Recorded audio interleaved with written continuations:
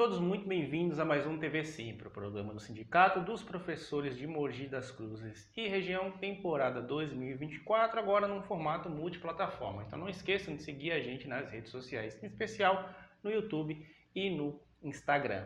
O meu convidado de hoje é o professor Wagner Alves de Souza Jutzi, que é professor de projetos de desenvolvimento científico em medicina e biomedicina, coordenador do Comitê de Ética de Pesquisa no Uso de Animais e vice-coordenador do Comitê de Ética de Pesquisa com Seres Humanos. Professor, obrigado por ter aceitado conversar com a gente. O nosso bate-papo hoje é sobre ética em pesquisa. Exato. Começa explicando para a gente quais são os cuidados que esses comitês têm quando vão avaliar pesquisas e etc. Bem, no caso do Comitê de Ética em Pesquisa com Seres Humanos, a grande preocupação dos comitês é com o participante de pesquisa. Então, muitas vezes os pesquisadores ficam preocupados que os comitês são muito exigentes na elaboração e no critério de avaliação dos projetos que são encaminhados por esses pesquisadores. Contudo, a grande preocupação do comitê é o bem-estar do participante de pesquisa. Então, os pesquisadores têm que se atentar a isso, levando em consideração o bem-estar desse participante.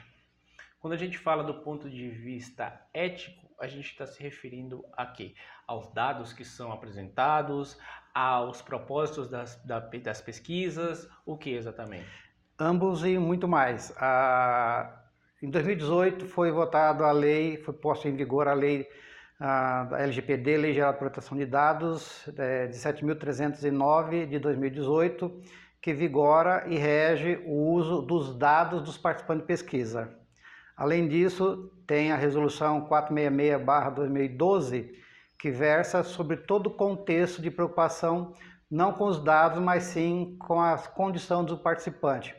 Desde o seu recrutamento para a participação da pesquisa, até os gastos que poderá ocorrer nessa pesquisa, que fica a cargo do pesquisador principal. Então, o pesquisador principal é sempre responsável tanto pelo caráter emocional, algum dano que possa causar a sua pesquisa ao participante, quanto a parte de proteção de dados. Vocês têm alguma regra específica para pesquisas colaborativas que são feitas no Brasil e no exterior? Porque eu imagino que os conselhos devam atuar de forma diferente lá fora e aqui. Tem algum... Muito interessante a sua pergunta, porque essa madrugada eu acabei de avaliar um projeto multicentro que envolve órgãos internacionais e órgãos nacionais. Então, esse projeto foi avaliado no contexto internacional, porque é uma pesquisa clínica global. Então, os comitês compatíveis aos nossos avaliaram esse projeto e no Brasil ele tem que vir e ser aprovado também. Neste caso, como a pesquisa clínica envolve verificação de medicamentos para uso humano, primeiramente ele passou pelo CONEP, que é o órgão supremo, que é o Conselho Supremo que coordena todos os CEPs. E posteriormente, devido a ter um pesquisador principal regional, localizado em Mogi, esse projeto teve que passar pelo comitê para ser averiguado, mesmo tendo sido avaliado por outros comitês. Por ser multicentro, ele é obrigatório passar pela comissão, pelo comitê, e passar por todos os critérios de avaliação, independente dos pareceres anteriores. Eu não sei, professor, se você tem familiaridade com a pesquisa da Neuralink, do Elon Musk, que é aquela empresa que está colocando chip no cérebro de pacientes que têm paralisia, são paraplégicos e vítimas de acidentes, etc. Aqui no Brasil, a gente tem o professor Nicoleles, que há muito tempo desenvolve uma pesquisa semelhante, só que o centro de pesquisa, o centro da pesquisa dele é todo lá fora. O porquê que para ele é mais tranquilo, não sei se esse é o termo correto, é mais viável fazer essa pesquisa lá fora do que aqui no Brasil? Envolve a questão de legislação ou é só a questão de financiamento? Não, ali é financiamento. Porque a legislação, as legislações seguem padrões internacionais em todos os comitês de avaliação do projeto. Então existe um órgão global, que segue regras da ONU para essas características de projeto com seres humanos. Ali o vigor, na verdade, é o financeiro, ele tem muito mais recursos lá fora do que dentro. E lá fora ele é muito mais conhecido do que aqui dentro. Mas ele está sendo conhecido agora, nos últimos 6 meses, em função de participação de podcasts. Sim.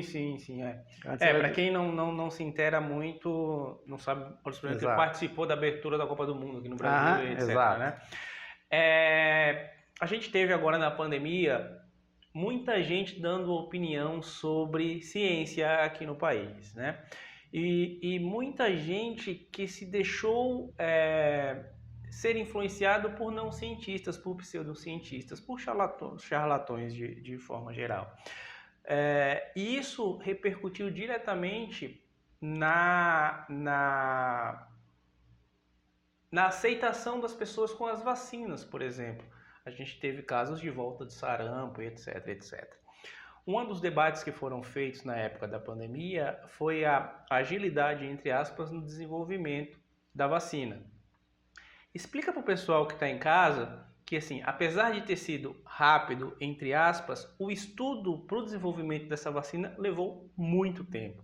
E quais são as etapas que esses pesquisadores têm de passar para chegar ao ponto de ser testado em seres humanos? No caso das vacinas, são várias tecnologias, né? Umas mais recentes, entre aspas, recente, que é o de RNA mensageiro. A tecnologia para este contexto da vacina de RNA mensageiro já vem se desenvolvida há anos. O que se foi feito é utilizar a tecnologia, que já estava estudada há anos, e direcionar para uma emergência sanitária. Então, apesar de ser posto no mercado vacinas de forma rápida, as tecnologias vêm sendo estudadas há anos. Então, a tecnologia não é nova, a vacina é nova. Quando a gente fala anos, quanto tempo o pessoal tem uma noção? 10 anos, 20 anos? Depende. As vacinas tradicionais existem suas tecnologias há mais de 20. Essa de RNA que foi a mais debatida? Eu acredito que uns 5 a 10 anos. As outras tradicionais há mais de 50 anos, as tecnologias mais antigas. Agora, eu ouvi também rumores de pessoas resistentes à vacina da varíola por causa da Mpox. A gente teve muitos casos na África, alguns casos na Europa, acho que aqui no Brasil já tivemos alguns registros.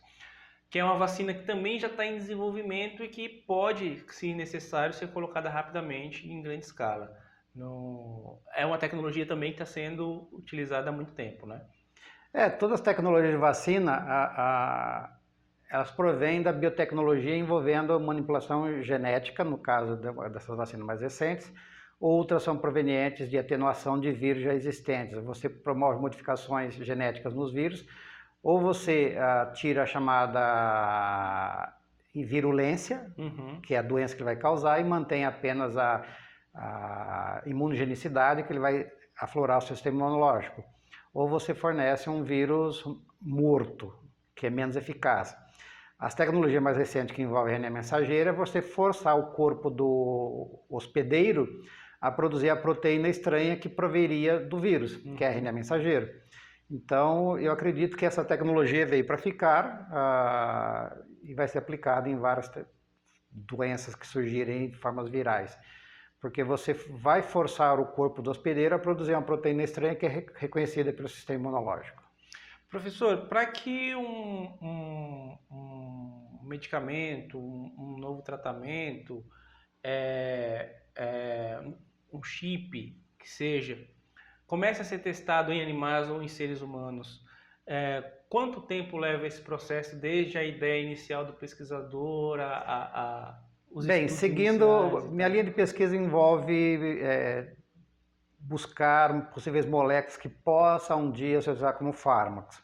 Então, na verdade, antes de ir para um animal, muitas vezes você faz as pesquisas, que é a fase 1, que é em laboratório, que muitas vezes nem envolve animal. Envolve uma placa, no caso de células ou proteínas-alvos, para você fazer os testes iniciais, para uma segunda fase ir para animais, para depois ir animais em maior porte, depois, dependendo da emergência, vai direto para os seres humanos, mas com uma cobrança lógica e necessária para a proteção dos seres humanos nessas investigações. Quer dizer, as emergências que ocorrem, como foi o caso do Covid, que estabelece a agilidade dos processos, mas os órgãos de fiscalização como a Anvisa, que muitas vezes os políticos e a população criticou bastante, tem que ser rigoroso porque está pondo a saúde da população em risco. Sim. E é necessário todas as informações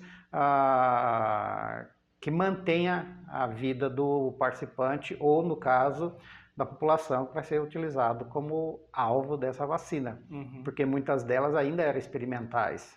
E esse processo todo leva quanto tempo, assim? O senhor falou que a emergência que definiu. A emergência definiu. Deve ter um tempo...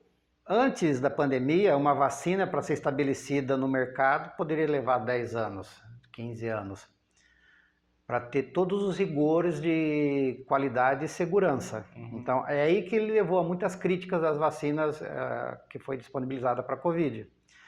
Mas já existia todo um histórico de competências que permitiu essa agilidade.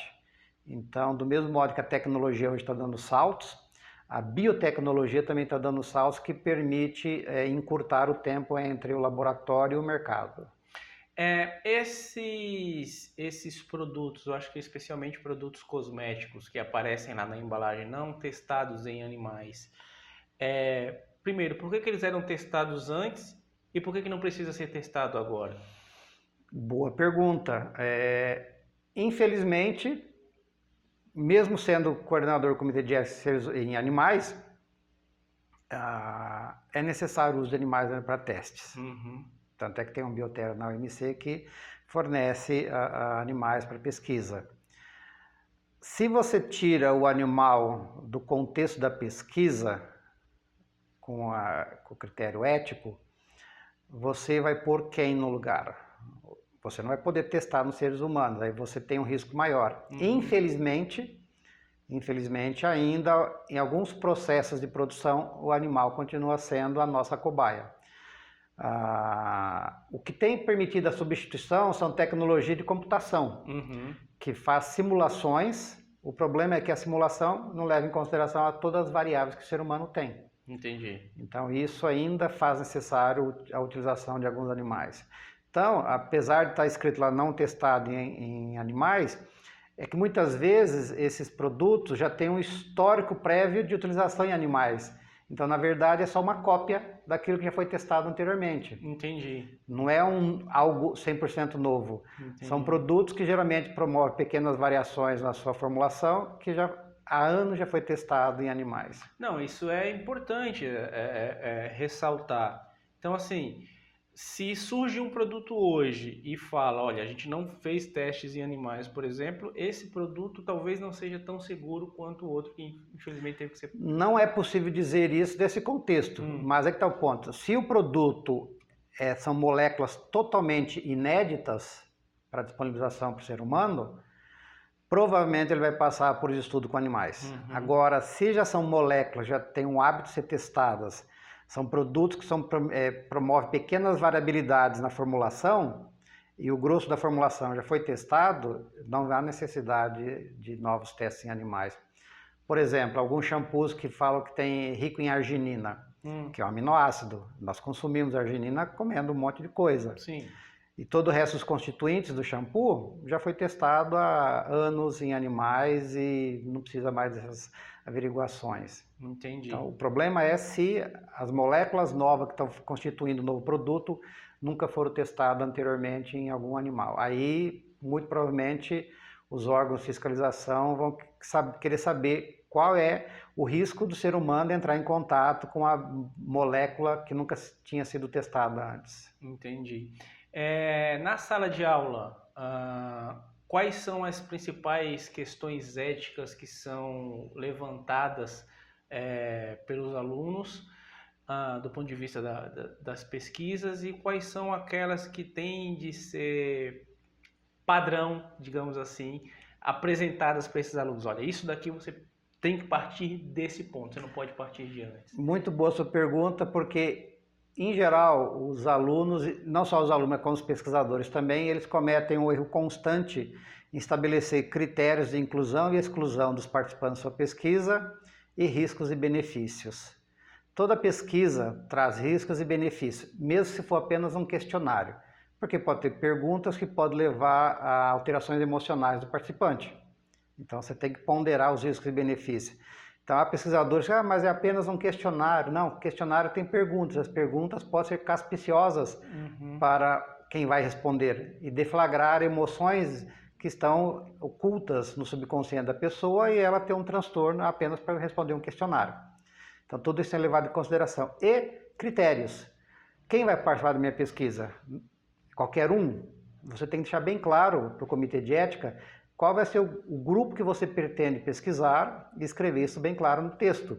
Outro problema, por exemplo, participarão do meu estudo os maiores de 18 anos, homens. Aí vem o critério de exclusão. Não participarão do meu estudo menores de 18 anos, mulheres. Quer dizer, o critério de exclusão é apenas o oposto do critério de inclusão. E não tem validade nenhuma para o comitê.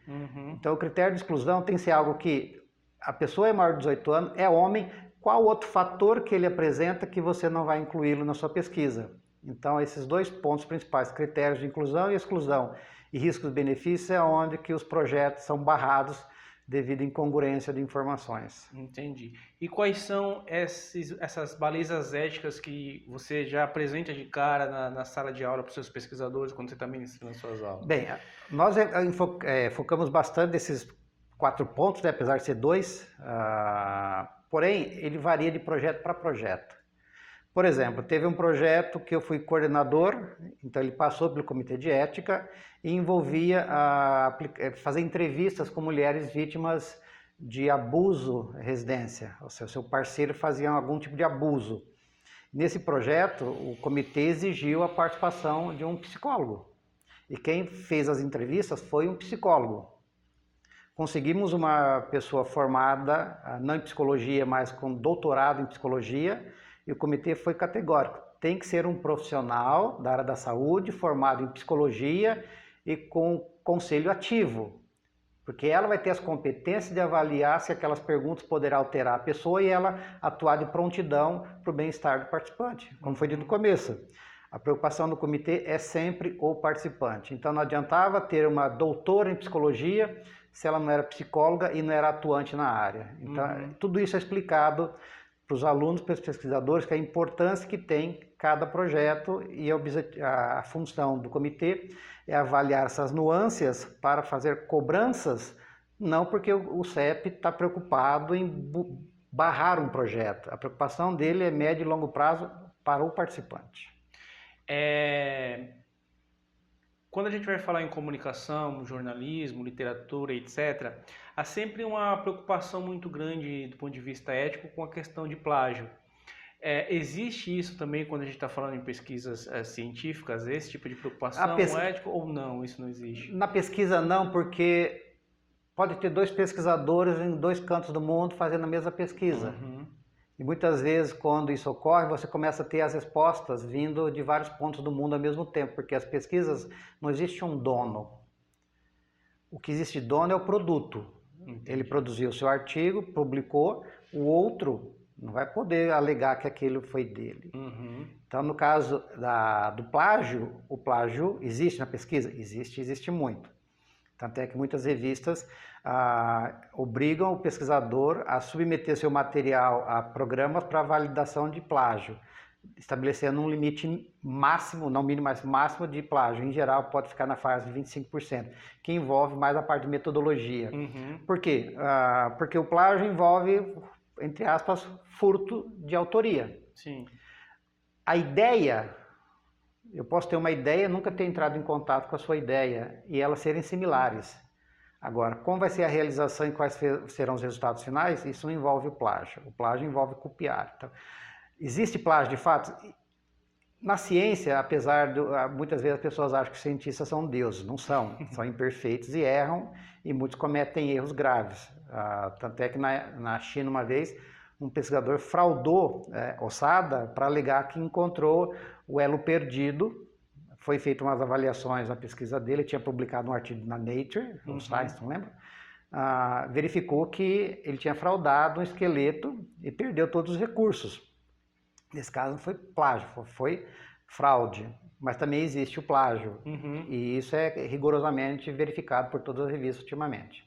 Então a gente fala para os alunos, ó, cuidado com o plágio no contexto de simplesmente copiar de um autor o texto dele e colocar no seu projeto. Escreva com suas palavras o contexto que você quer dar e traga a citação referindo ao autor original. Eu aprendi, aí sobre corrigir se eu estiver errado, durante esse período de pandemia, como jornalista, a gente teve que se inteirar mais ou menos de como funciona a metodologia científica. E dentro desse processo, quando um pesquisador tem uma ideia ou desenvolve um artigo, ele publica isso, seja numa revista ou seja em plataformas específicas, e faz parte da metodologia científica remeter esse conteúdo para outros cientistas avaliarem, analisarem e apresentarem contradições, críticas e etc. Como que funciona esse processo? A gente chama de avaliação por pares. Na avaliação por pares, você submete um trabalho, um artigo científico em uma revista, e ela vai encaminhar para pessoas que o editor, na sua concepção, acredita que são os melhores para avaliar seu trabalho. Então, por isso que é chamado par. São pessoas de áreas similares e correlatas que você executa para dar um parecer sobre o seu trabalho, sobre a qualidade dele e se ele tem algum mérito científico. Então, isso é muito comum na área científica e, desculpe o termo, a gente leva muita paulada até que vamos corrigindo aos poucos, porque muitas vezes você manda um trabalho para uma revista, ele não está perfeito, nunca vai estar perfeito. E as críticas, muitas vezes, que nós achamos ruim, são as melhores porque ela engrandece o trabalho. Então você faz as correções, muitas vezes a revista aceita que você faça as correções, ou outra revista simplesmente nega o seu trabalho e você encaminha para outra com as correções que foi indicada pelos avaliadores da primeira revista. Entendi. Também, durante esse período de pandemia, eu tomei o conhecimento de que esse processo de avaliação por pares é uma das etapas do processo de pesquisa científica, certo? Tem várias outras etapas dentro desse processo. E eu descobri também que existem as chamadas pseudociências, que são coisas que, inclusive, às vezes é do nosso cotidiano, mas que não são consideradas ciências porque não tem mecanismos de controle para validar aquele processo científico. É mais ou menos isso, né? Tem esse lado. No caso, vamos supor, da medicina indiana, medicina chinesa e medicina... Acupuntura, por exemplo. A acupuntura tem estudo sério sobre isso. Tá. Só que tem um lado da ciência que relega. Do mesmo modo que a homeopatia. Tem grupos de cientistas que estudam pesado a homeopatia. Tem outros que relegam. Quer dizer, é o tempo que vai dizer de fato se há algum contexto válido ou não numa homeopatia, numa acupuntura. Psicanálise passa pelo mesmo então, processo. Tem todas as linhas de atuação, tem grupos de pesquisas, mais fortes e renomados, outro nem tanto. Entendi. É que temos que pensar que no contexto da alopatia, que é a medicamentosa, tem a indústria farmacêutica por trás, né? Sim. Mas a minha preocupação, a minha dúvida, quando eu descobri todo esse processo, é que algumas dessas que são consideradas pseudociências são, por exemplo, utilizadas no SUS. O quanto isso pode ser prejudicial para o paciente, por exemplo, uma vez que não existe ainda um consenso científico a respeito daquela metodologia ou daquela prática? Será necessário, primeiramente, ver se passou pelo crivo da Anvisa. Entendi. Se passou pelo crivo da Anvisa, significa que deve ter algum embasamento teórico e algum dado técnico que possa dar um respaldo. Como seria isso? Bem, a ciência prova caspiosamente que é válido? Não, mas tem estudo indicando que tem validade. Faz mal? Tem prejuízo? Os estudos mostram com prejuízo? Não. Então, se não tem nenhum prejuízo, até pode ser utilizado. É aquela velha famosa, né? Prudência e canja de galinha não faz mal a ninguém. Então, se tem alguns estudos que mostram que não há nenhum malefício e alguns estudos que mostram que pode ter um benefício, e desde que passou pela Anvisa, Na minha opinião, é a Anvisa que tem que dar o aval. Entendi. E não os políticos que têm que fazer a votação e definir. Não sei se você lembra da fosfetanolamina, que foi uma molécula desenvolvida por um pesquisador da Unicamp que os políticos obrigaram a USP a fornecer, sem ter um estudo prévio. Que era para câncer. Ah, a pílula do câncer. Exato. A pílula do câncer, Sim. que é a fosfetanolamina, Sim. que é uma molécula. Uhum. Não houve um estudo científico de validação da efetividade. E outra coisa, câncer é multifatorial. E os políticos acharam que aquela molécula, a pílula do câncer, ia curar todos os cânceres. Uhum. O que existe hoje no mercado de ponta não cura todos os cânceres, são específicos para outro tipo de câncer. Uhum. Então foi uma panaceia que o Senado e o Congresso abraçou achando que ia fazer milagre para a população. E na verdade jogou no lixo uma possível molécula que poderia ser útil para algum tipo de câncer específico se fosse bem estudada.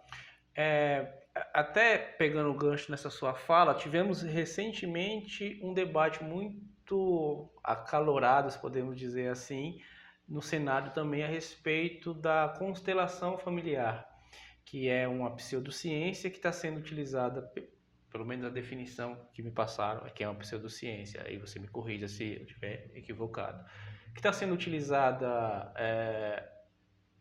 no SUS e é utilizada para resoluções de conflitos no judiciário.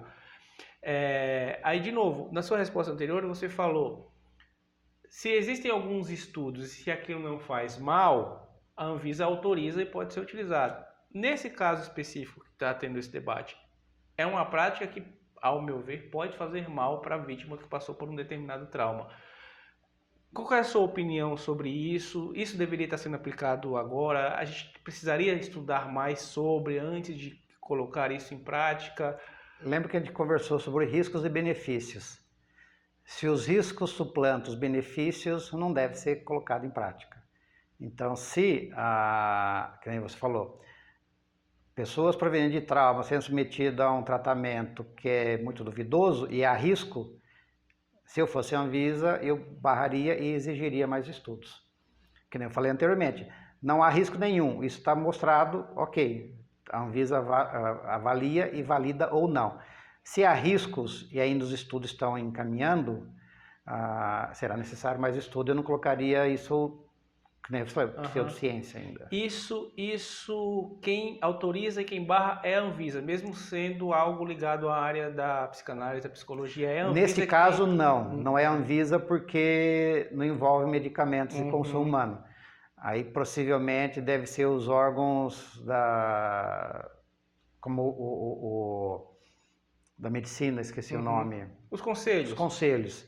Provavelmente deveriam ser os conselhos, agora não sei como funcionam os conselhos e as suas politicagens para essas práticas. Porque aí entra uma questão ética também. Exato. Né? Volta ao início da nossa conversa. Tem que haver uma questão, um princípio ético envolvido quando você autoriza ou não esse tipo de prática. Porque se os estudos não são robustos nas respostas, na minha opinião, eu não colocaria em uso para a população. Do mesmo modo que, voltando também ao Covid, as vacinas, elas tiveram uns estudos a curto prazo mais profundos, com N amostral elevadíssimo para ter respostas rápidas. E qual é o N amostral que está sendo estudado para validar ou não a metodologia? Eu não sei. Os conselhos estão acompanhando isso, porque eles vão ter validação ou não, porque não é um produto de consumo humano, mas é uma técnica possivelmente de aplicação dos seres humanos que pode causar transtornos a médio e longo prazo. Todos os anos a gente vê aquela lista de rankings das melhores universidades do mundo. E quase sempre a Universidade de São Paulo, a UFRJ, aparecem nesses rankings como universidades e instituições de ensino de destaque no planeta. Indo atrás disso, eu descobri que o que vai ranquear o posicionamento dessas instituições é a quantidade de produção de artigos científicos que elas fazem. Até aí está correto? Ok. Tá. Eu quero me tornar um médico, eu quero me tornar um biomédico pesquisador. vou escolher uma instituição de ensino para que eu inicie os meus estudos. Eu tenho como saber como que é avaliada a produção científica daquela instituição que eu estou me inscrevendo, ou isso é mais complexo? Tem um órgão a nível global que ele disponibiliza a produção científica de todos os pesquisadores, de todas as instituições, e ranqueia o pesquisador, não a instituição. Uhum. Então é possível, esqueci o nome dele, eu posso te passar a qualquer hora, em que você pode averiguar quais são os pesquisadores, as linhas de pesquisa e como ele se coloca no mundo global. Uhum. A OMC tem 2 pesquisadores que é colocado entre os 10 mil melhores do mundo. Eu estou entre acho que 30 mil, porque são milhões de pesquisadores. Sim, a gente tem 7 bilhões de pessoas no Exato. planeta, então 30 Então, mil tá bem ranqueado. E não é só isso, ver também o nível dos professores. Uhum. Porque, pensando em concurso público para docente, eu já vi docentes de instituições de algum renome americana com menos produção científica do que eu e alguns colegas meus. Então, somente a produção não é suficiente. Você tem que ver, de fato, a qualidade geral da instituição. Por exemplo, posso falar da OMC? Pode, fica à vontade. A OMC foi uma das primeiras públicas, particulares, de ter biomedicina. E a primeira, se não me engano, foi a Unifesp. Uhum. Eu fiz a Unifesp, eu tenho colegas que fez aqui. Depois de algum tempo, quando você se dedica, você se iguala. Então, a instituição pesa na qualificação do profissional? É relativo. Vou te dar um exemplo. A minha sobrinha fazia direito numa escola, uma universidade particular na minha cidade, no interior de São Paulo, de certo modo fraca.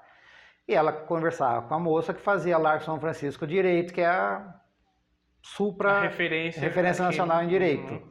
E a moça falava que ela ia passar no concurso da OAB e minha sobrinha não ia passar. Uhum. Final da história, minha sobrinha passou e a moça não passou. Então, em nível comparativamente de qualidade, largo aqui e a faculdade da minha sobrinha aqui. E o porquê ficou assim na aprovação? Dedicação. Então, a faculdade de qualidade, o que ela tem de diferente é fornecer recursos a mais. O aluno usa ou não usa. Uhum. Então, se você está na faculdade que não tem tantos recursos, você pode fazer a diferença para você. Então, tem pessoas que é formada numa Unifesp, eu tenho colegas formados comigo que não têm as competências que eu tenho, porque é escolhas. Pesa se você souber utilizar aquilo que é ofertado para você, caso contrário, não tem nenhum valor.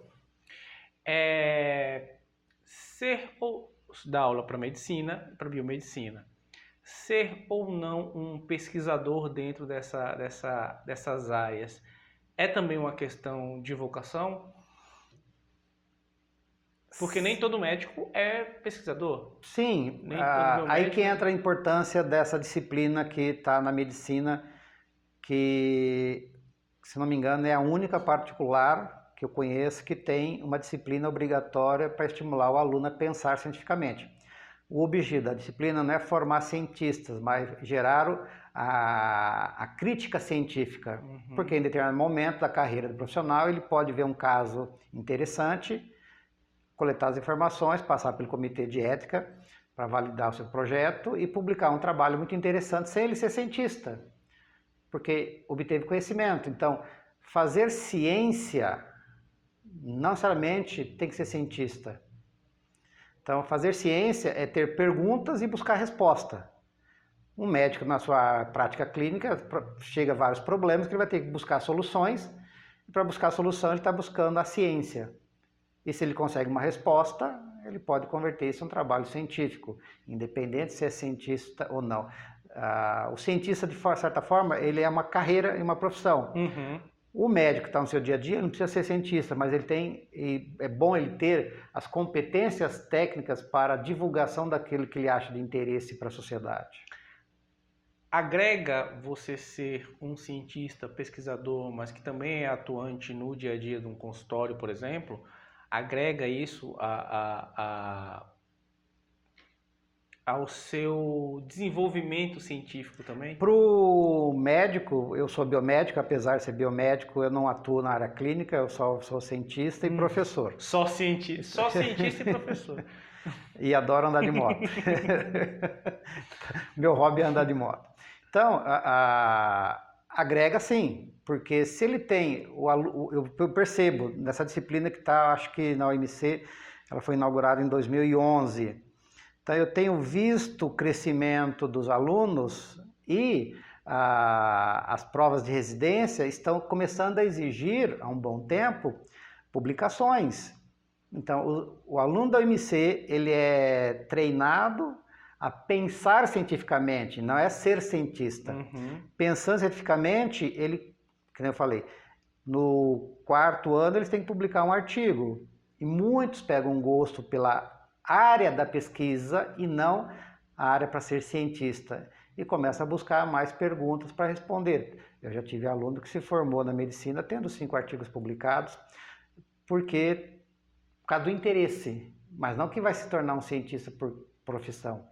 Então, certas coisas que a OMC disponibiliza aos alunos da medicina permite que ele tenha um critério mais crítico daquilo que ele vai fazer na própria profissão. Então, ele começa a ser exigente com ele mesmo em relação ao bem-estar do seu paciente.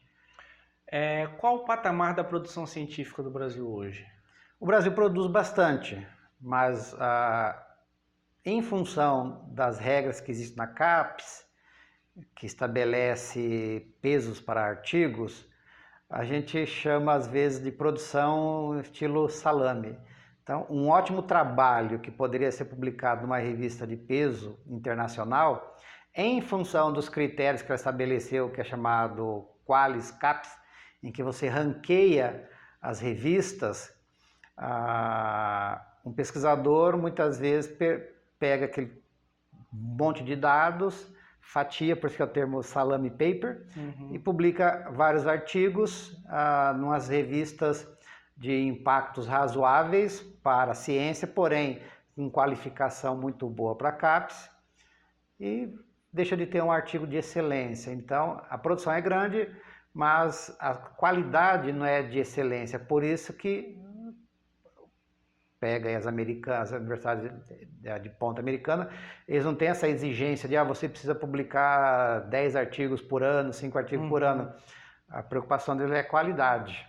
Daqui tem a preocupação com a qualidade? Tem, mas essa qualidade é um pouco relativa.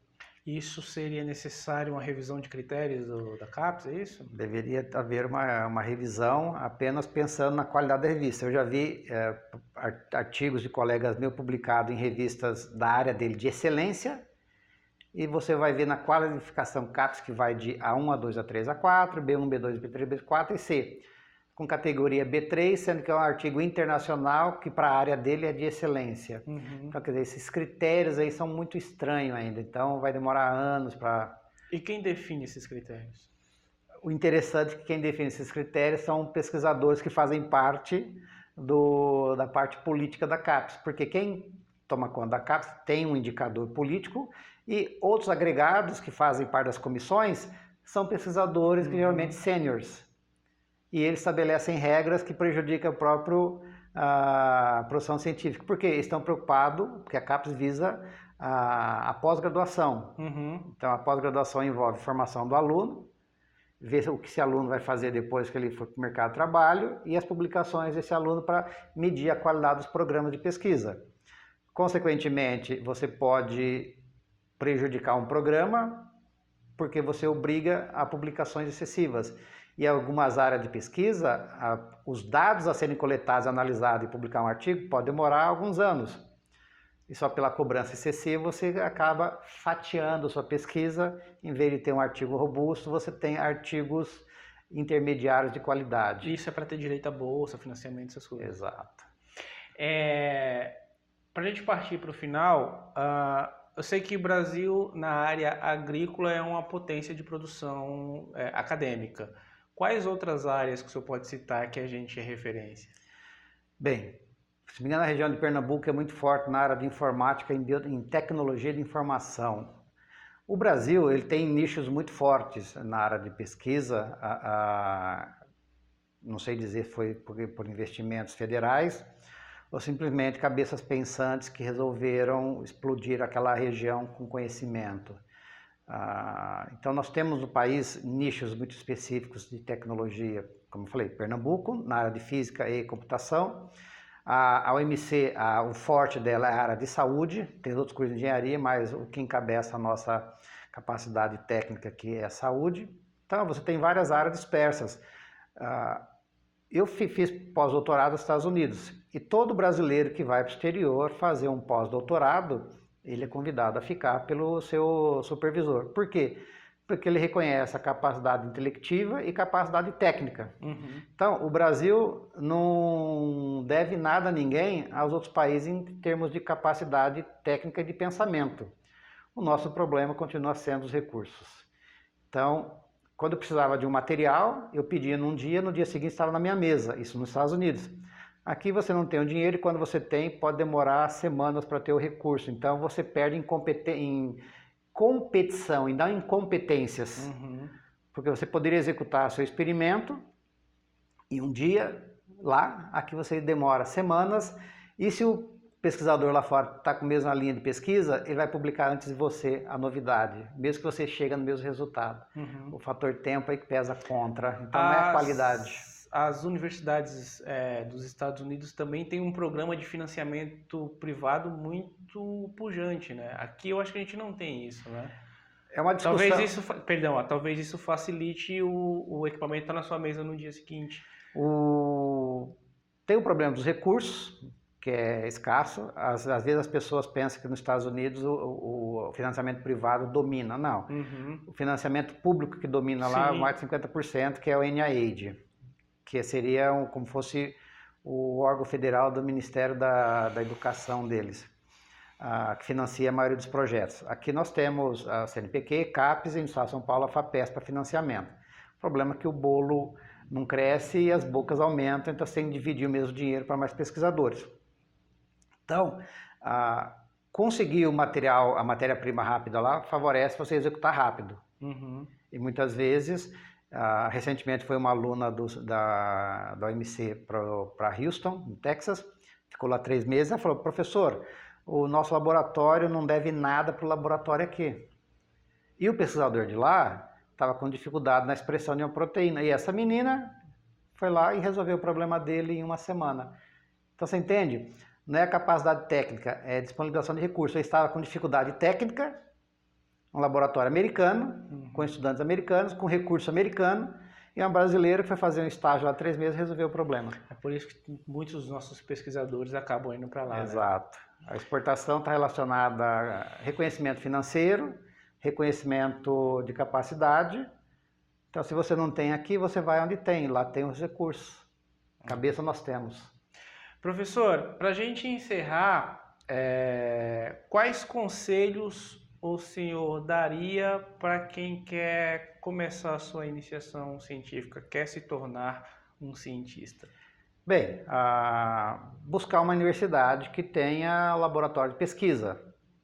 Muitos alunos da UMC desconhecem e com a divulgação está crescendo ainda mais o conhecimento interno das pesquisas que é na UMC. Se você busca uma instituição que tem laboratório de pesquisa e não apenas para a sala de aula na graduação, você vai ter oportunidades que você não vai ter lugar nenhum e abre portas. Eu comecei a fazer a minha iniciação científica no primeiro ano de faculdade. Fui tocando minha carreira, fiz pós-doutorado fora e isso permitiu eu chegar onde que eu estou hoje, na instituição, há 14 anos, fazendo pesquisa. Então, ver instituições de ensino que tenha pesquisa, porque se não tem pesquisa, não adianta você perguntar para alguém te orientar. E outra coisa, a ética na pesquisa. Mesmo que você não vai lidar com seres humanos ou animais, você tem que ter a ética no tratamento dos seus dados, não fraudar dados. Uhum. Porque tem pessoa que também manipula dados para publicar achando que vai enganar o mundo. Então a ética é fundamental. A realização dos seus experimentos com critério científico e ético no uso dos animais e critério científico e ético na pesquisa com seres humanos é fundamental, todas essas linhas.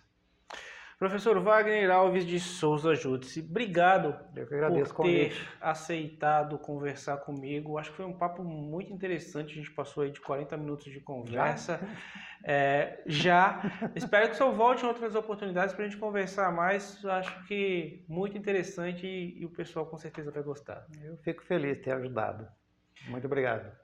Bom, e para você que ficou até aqui, eu espero que você tenha gostado tanto quanto eu dessa conversa. Eu convido você a interagir de alguma forma com esse conteúdo. Se tiver dúvidas, manda aqui para a gente encaminha para o professor Wagner, tenho certeza que ele vai responder com o maior prazer. Como sempre, muito obrigado de coração pelo seu apoio. Eu realmente espero ver todos vocês na próxima. Tchau, tchau.